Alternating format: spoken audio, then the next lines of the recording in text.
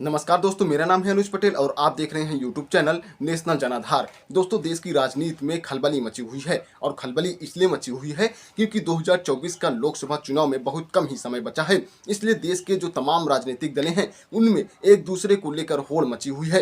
एक तरफ जहां पर एनडीए यानी कि सत्ताधारी सारे छोटे छोटे दलों को इकट्ठा करके अपनी मीटिंग कर रही है दिल्ली में, तो वहीं पर विपक्षी दल के जो तमाम नेता हैं वो भी छोटे छोटे दलों को इकट्ठा कर रहे हैं ताकि सत्ताधारी को एक कड़ी टक्कर दे सके। और सत्ताधारी भी मीटिंग कर रही है छोटे छोटे दलों के साथ ताकि जो देश भर के जो तमाम सीटें हैं उसमें अधिकतम सीटें अपने नाम करके फिर से एक बार सत्ता हासिल कर ले।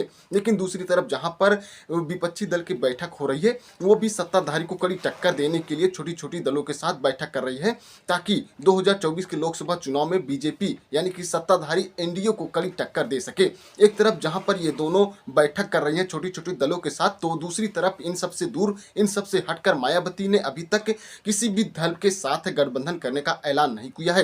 क्या है मायावती का मूड, आइए थोड़ा बहुत इस पर चर्चा कर लेते हैं। अभी तक जहां पर सारे दलें, विपक्षी दल और सत्ताधारी मीटिंग कर रहे हैं, तो दूसरी तरफ मायावती ने अभी तक अपने किसी भी दल में जाने के लिए खुलासा नहीं किया है। एनडीए की बैठक में कुल 38 दल शामिल हुए थे। इन दोनों दलों के बैठक के बाद अब बीएसपी चीफ मायावती की प्रतिक्रिया आई है।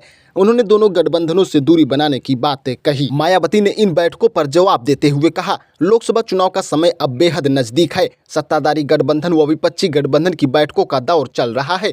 हालांकि इन मामलों में हमारी पार्टी भी पीछे नहीं है।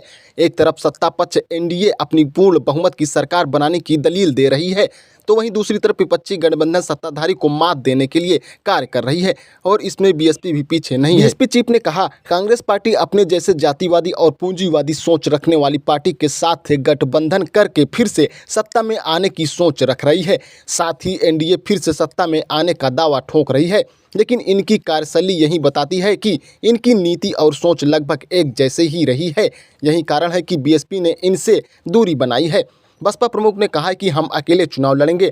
हम राजस्थान, मध्य प्रदेश, छत्तीसगढ़, तेलंगाना में अपने दम पर चुनाव लड़ेंगे। उन्होंने कहा, बीजेपी फिर से केंद्र में सरकार बनाने का दावा ठोक रही है, लेकिन इनकी कथनी और करनी में कांग्रेस से कोई ज़्यादा अलग नहीं है, जबकि जनता से किए गए इनके वादे भी अधिकांश खोखले साबित हुए हैं।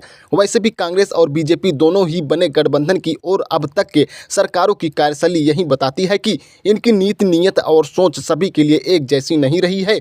बता दें कि दोनों ही गठबंधनों की बैठक के बाद लखनऊ में मायावती ने ये बात कही।